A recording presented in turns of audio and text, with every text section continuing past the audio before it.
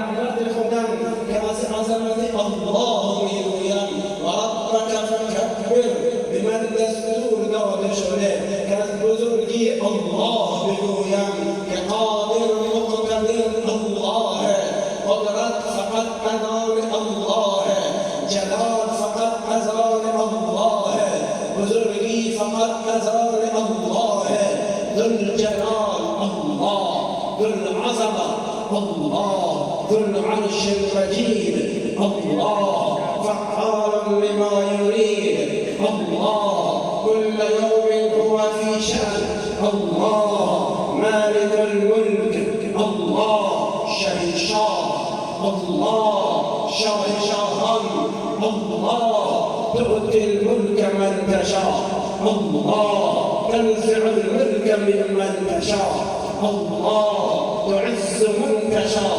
الله، تذل من تشاء الله، بيدك الخير الله، على كل شيء قدير الله، خالق كل شيء الله، مالك كل شيء الله، حفيظ كل شيء الله، مدبر كل شيء الله، يحيي كل شيء الله، يرزق كل شيء الله، يميت كل شيء الله، على كل شيء قدير الله، تولج الليل في النهار الله، تولج النهار في الليل الله، تخرج الحي من الميت الله، وتخرج الميت من الحي الله، ترزق من تشاء بغير حساب الله، الأول ليس قبله شيء الله، هو الأول بلا بداية الله، هو الآخر بلا نهاية الله، هو الآخر ليس بعده شيء الله، هو الظاهر ليس فوقه شيء الله، هو الباطن لا يخفى عليه شيء الله، الملك القدوس الله، السلام المؤمن الله، العزيز الجبار الله، المتكبر الخالق الله، البارئ المصور الله، ولله الاسماء الحسنى عظيم الله، كبير الله، متعال الله، وقل عزمة الكبرياء والجلال الرحمن الرحيم الله. رب العالمین به پیامبر دستور میده بگو هدف زندگی من دعوت به سوی الله و در این هدف من تنها نیستم. انا و من اتبعنی، ای من قال لا اله الا الله، ای جوان قرن 21 این ندای قرآن رو بشنو، ای مسلمان حافظ، مسلمانی که قرآن تو رو داره فریاد میکنه و هدف زندگی تو رو بیان میکنه. قیمت ارزش خود رو کم ارزش نکن و قیمت رو پایین نیار که بگویی که هدف من مغازه و تجارته و من کاسب و زارع و من وزیر و رئیس جمهورم، ریاست جمهوری کل جهان هم به این نمیارزه و خیلی پایین تر این مقام از این که تو امتی و هدف زندگی تو دعوت الى الله، ادعو الى الله، در هر قلب انسانیت عظمت الله، کبریای الله، جلال الله در هر قلب درخشه.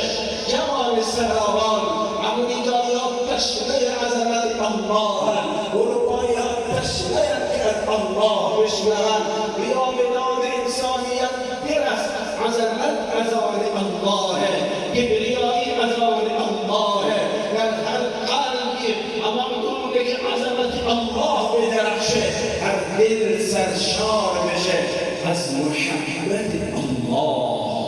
رحمن الرحیم الله، ارحم الراحمین الله، اکرم الاکرمین الله، خیر الراحمین الله، خیر الناصرین الله، خیر الفاتحین الله، خیر الرازقین الله، خیر الغافلين. الله اذهب بهتر الله انبياء شناخته، اذهب مقرر تربيهم برمودن الله رو چگونه شناختن. ربمون در قرآن که امشب ما شما به احترام ختم قرآن و عظمت قرآن جمع شده ایم. در قرآن از نماز روزه انبیاء خبری نیست، اما در قرآن از چگونگی شناخت الله تا که ای امت اسلام الله را بشناس و برای جهانیان الله را معرفی کنی. وقتی میپرسیم ای نوح چگونه الله را شناختی؟ ان ربی لغفور رحیم، ربی که من میشناسم 950 سال و لبث فیهم 1000 سنة الا 50 عاما. در این 950 سال تجربه من و شناخت من از الله اینه که ان ربی لغفور رحیم، بسیار بخشنده و مهربانه. وقتی که میپرسیم که ای صالح تو چگونه الله را شناختی؟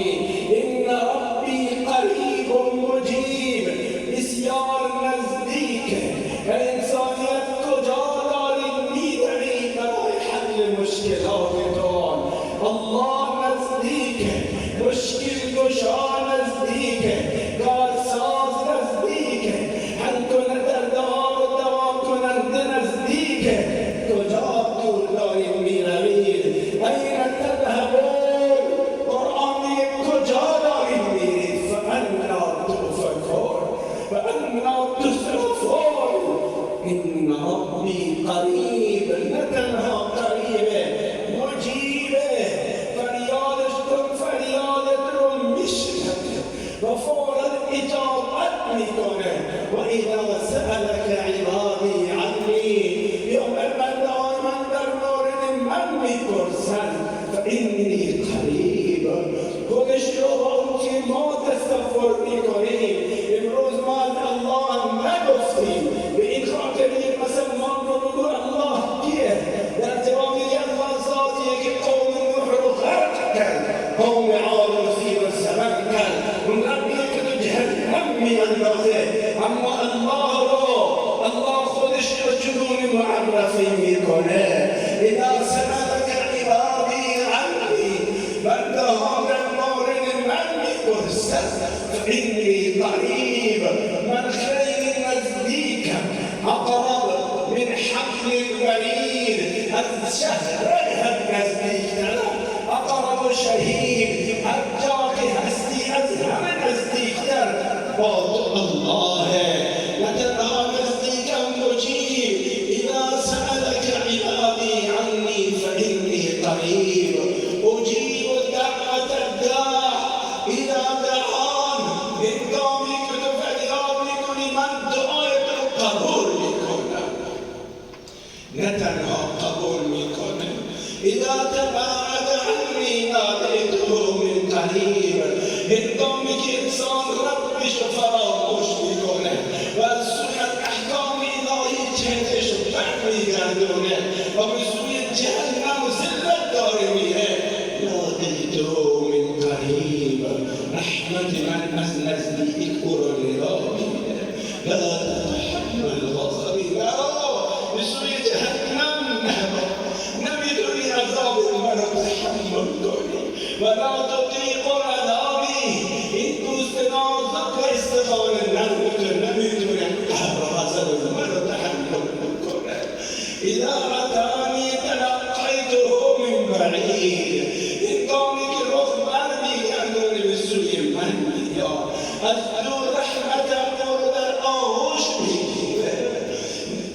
باسط یدها، چه تصویری و چه منظر تکان دهنده‌ای و چه منظر زیبایی از رحمت الله نزد هر مجرم. دست بلا کیفش رو نزدیک میاره، دست بلا کیف رب العالمین جلال روی تو هست. و انسان غافل الله بشناس، یبسط یده، دست مبارک